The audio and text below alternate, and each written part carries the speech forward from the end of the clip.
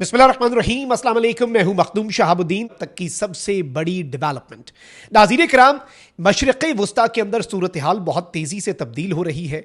Iran के हवाले से सूरत हाल आपके सामने है। ईरान अब खुद भी एंटिसिपेट कर रहा है और ईरान की अपनी जो लीडरशिप है उनकी स्टेटमेंट्स भी इस जानिब एक इशारा कर रही हैं कि ये जो प्रोटेस्ट्स हैं अगर ये वायलेंट होते हैं तो इसके प्रीटेक्स्ट को इस्तेमाल करते हुए इसे बुनियाद बनाकर अमरीका और इसराइल या फिर इनमें से कोई एक मुल्क और या फिर देयर इज अ पॉसिबिलिटी कि ये दोनों मुल्क इकट्ठे ईरान के ऊपर कोई स्ट्राइक कर दें और वेनेजुएला तर्ज की स्ट्राइक, वेनेजुएला तर्ज का ऑपरेशन, ये सारी चीजें तो चल रही हैं। लेकिन अब एक तरफ हमने पिछले कुछ घंटों में देखा कि ईरान का जो कोस्ट है, ईरान का जो साहिल है, उसके करीब अमेरिका के सर्वेलेंस ड्रोन्स, फिर मशरिक़ वस्ता के अंदर गैर मामूली नकलो हरकत, जो fighter jets, refuelling tankers middle east के अंदर आ रहे हैं और मिडिल ईस्ट में एक जगह से दूसरी जगह वो रीडिप्लॉय हो रही हैं, उसने सवालात खड़े किए। और अब जो चीजें वो आप टिक करते हैं ना कि भाई कुछ ना कुछ बड़ा होने वाला है, उससे पहले ये होना है। अब अमेरिका समेत कई ममालिक ने एडवाइजरी जारी कर दी है कि फौरी तौर पर ईरान से निकल जाओ। ईरान के कई शहरों में एयर डिफेंस सिस्टम जो है वो तैनात कर दिया गया है। क्या ईरान इस वक्त एक बहुत बड़ी स्ट्राइक एंटिसिपेट कर रहा है? वेस्टर्न ममालिक जो है उन्होंने अपने शहरियों को ईरान छोड़ने का कह दिया है। तो on the other hand Russia जो है वो अपने एम्बेसी के स्टाफ को इसराइल से निकालना शुरू हो चुका है। याद रखिएगा कि रशिया और ईरान की क्लोज कोऑपरेशन और कोलैबोरेशन है। और एक और चीज जहन में भी रखने वाली है कि ईरान प्रीएम्प्टिव स्ट्राइक्स का भी कह चुका है कि हम, अगर हमें लगा कि हम पर हमला होने वाला है और यह कंफर्म हो गया तो हम उस हमले से पहले हमला कर देंगे और हम पहले स्ट्राइक कर देंगे। तो उस तनाजुर में क्या ईरान पहल करेगा और रशिया ने जो अपने एम्बेसी स्टाफ को निकालने का फैसला किया ये उसी सिलसिले की कड़ी है, इसे भी समझते हैं। लेकिन वही दरखास्त जो इससे पहले कुछ ब्लॉग्स में आपके सामने की कि हमारे चैनल को भारत, अफगानिस्तान और पाकिस्तान मुखालिफ मुतअद्दिद अकाउंट्स जो है उनकी तरफ से रिपोर्ट किया जा रहा है। इस रिपोर्टिंग का असर ज़ाहिर इस तरह से होगा कि आप इस वीडियो को लाइक करें, एक के बजाय ज्यादा से ज्यादा कॉमेंट्स करें और अगर हो सके तो इस वीडियो को मुख्तलिफ व्हाट्सएप ग्रुप्स में आपने शेयर भी करना है। अब ईरान के अंदर जो एहतजाज है उनके हवाले से ये बात हम नहीं बल्कि खुद माइक पोम्पियो तक ये बात कर चुका है। देखिए, नेतन्याहू जो है उसने जो सॉलिडारिटी का इजहार किया ईरान के प्रोटेस्टर्स के साथ। डोनाल्ड ट्रंप ने कहा कि भाई ईरान के अजीम लोग एहतजाज कर रहे हैं और हम ईरान के लोगों का दिफा करेंगे अगर ईरानियन रजीम ने उनके ऊपर गोली चलाई या उनकी ज़िंदगी को नुकसान पहुंचा।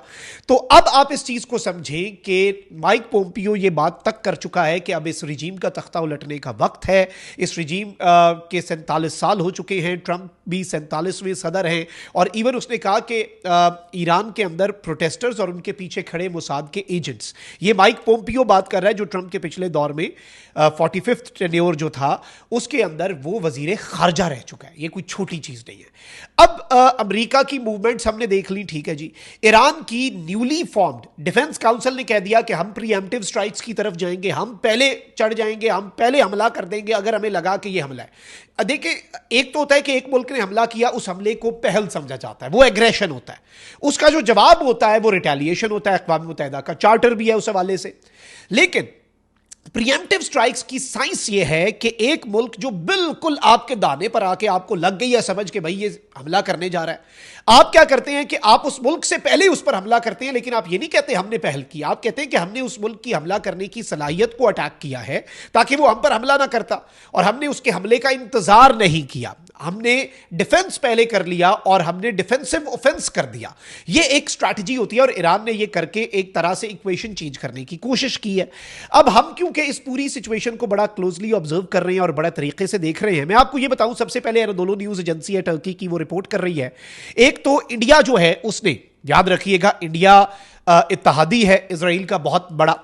इंडिया ने अपने सिटीजन्स को कहा है कि भाई आप ईरान का कोई भी ट्रिप जो है उसे अवॉइड करें, ईरान जो है उधर आपने नहीं जाना और ईरान का ट्रैवल जो है वो अवॉइड करें अंटिल फर्दर नोटिस। ईरान के अंदर अपना बंदों को उन्होंने कहा है कि अननेसेसरी तो आपने बिल्कुल नहीं जाना। ऑस्ट्रेलिया जो है उसने फौरी तौर पर, ऑस्ट्रेलिया बहुत इंपॉर्टेंट वेस्टर्न एक प्लेयर है, क्वाड का हिस्सा है, चाइना की पावर को कंटेन करने में इंपॉर्टेंट प्लेयर है। ऑस्ट्रेलिया ने यह कहा है अपने सिटीजन्स को कि फौरी तौर पर मुल्क छोड़ दो और ये वजह उन्होंने कहा है।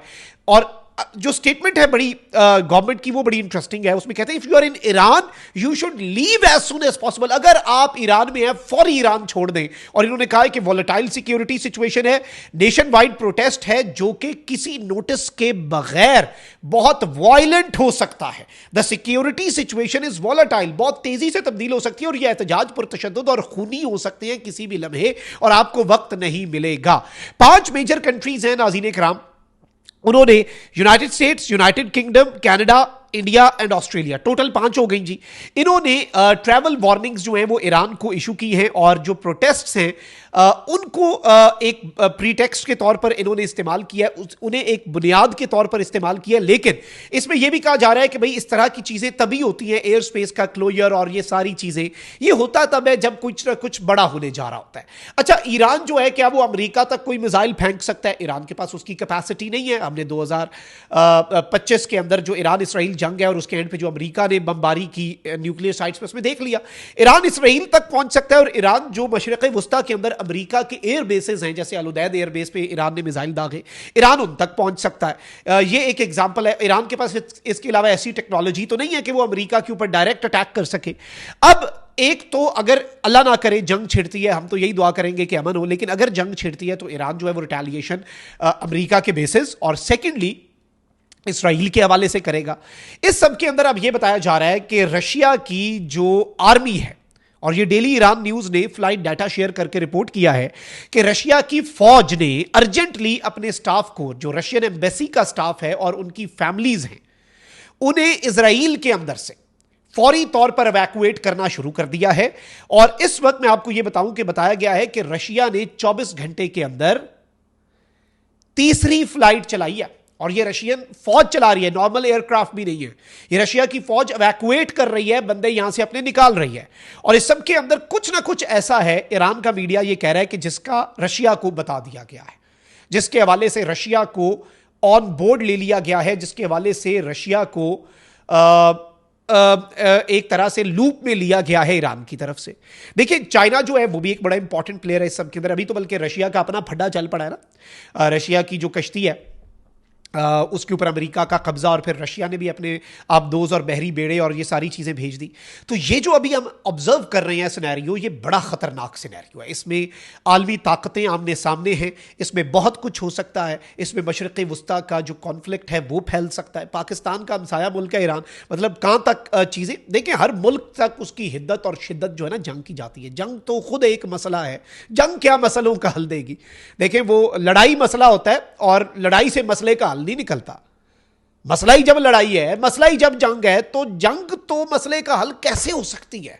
ये एक बुनियादी नुक्ता है, लेकिन दुनिया नहीं समझती। जंगें होती हैं, आज के दिन तक होती आई हैं। 2025 हमें लगता था जंगों का साल है, लेकिन अनफॉर्चुनेट सी बात है, यूं लग रहा है कि 2025 ट्रेलर था और असल जंगें शायद 2026 में हो। क्योंकि अगर अब कोई जंग हुई तो वो बड़ी सख्त किस्म की होगी। जैसे अमेरिका ने भी आगाज वेनेजुएला में फुल कार्रवाई करके किया, कोई पीछे चीज छोड़ी नहीं। उसी तरीके से अगर इंडिया ने दोबारा पाकिस्तान के साथ कुछ किया तो भाई इस दफा मक्कू ठपा जाएगा इंडिया का। इसी तरीके से अफगानिस्तान वाली साइड से कुछ हुआ तो इस दफा तो बस फिर ऑपरेशन क्लीन अप होगा। इसी तरीके से चाइना ने ताइवान की तरफ कुछ किया तो चाइना फाइनल करेगा।